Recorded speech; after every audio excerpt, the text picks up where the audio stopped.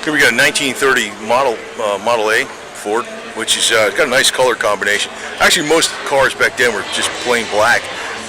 You know, if you see the two-tone, that was pretty much jazzy type paint job there.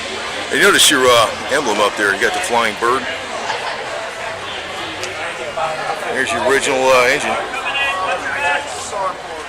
Yeah, ride coming in there, nice and quiet. Car coming in. Car coming in.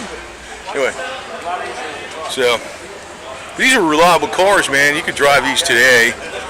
They'll go down. Maybe you're not going to get in the left lane on the highway, but you know, unless it's a secondary highway or like an interstate. But these will do 60, no problem. Like cruise all day at 60. It's got more modern seats in here too. It looks like a lot of room in here too. A lot of headroom and everything. And you know, these things being like this, the thinner tires with the higher up like that. I mean, it's almost like a halfway off-road vehicle, you know. Which back in the day, I mean, you wouldn't do that with these things, but back in the day, these were really used for a lot of stuff. I mean, you'd be driving them everywhere. I mean, roads weren't. A lot of roads were dirt back then, you know. So you needed stuff like this. And considering from 1929. Any questions, guy?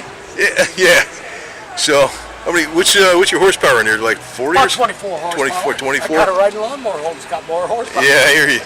Yeah, but these are cruise down the highway, no problem. About 60, no problem, yeah. Not 60. No? You'll blow that motor up so quick. Oh, really? I thought it would. Okay. A little later they did, weren't it? Yeah. About 35, 40 years old. Oh, really? Oh, she would run more than that, but you know you're going to tell Oh, me. yeah. You know, the motor's babbling. Manual brakes, not juice, right? Oh, yeah. Manual, right? Yeah.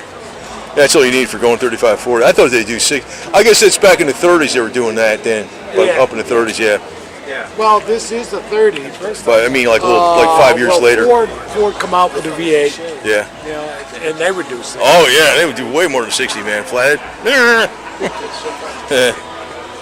But a lot of people don't realize how much they use these they use them like trucks, man. These are built like trucks. Built with heavy frames, built with heavy metal, high up off the ground. You could take them, you know, roads weren't freaking paved back then. A lot of them weren't. Most of them were. Yeah, I mean, yeah, exactly. They're dirt ruts. Well, I mean, if you're talking like, you know, around the cities and metropolitan areas. Sure. Yeah, like not in Chicago, New York. Oh, no. If you go anywhere down south, even Atlanta wasn't even that. There was a lot of dirt roads even in Atlanta at the turn of the century. And actually, this is crazy technology considering that 25 years before this, everything was horse. Even 20 years before it. Even during this time, there was horse. There was still horses. Loads of horses. Oh, sure. Horses were delivering milk in the 30s. Oh, yeah. All the time. And ice. And coal for the fire, for the... in fact, I know where the milk wagon is still restored. And the horse was so trained, there was nobody leading the horse. Yeah, the horse just knew he had to stop at that door. Yeah, they would stop there. That was before Google came out with freaking. You know, they don't need Google horses. Horses already know what they're doing.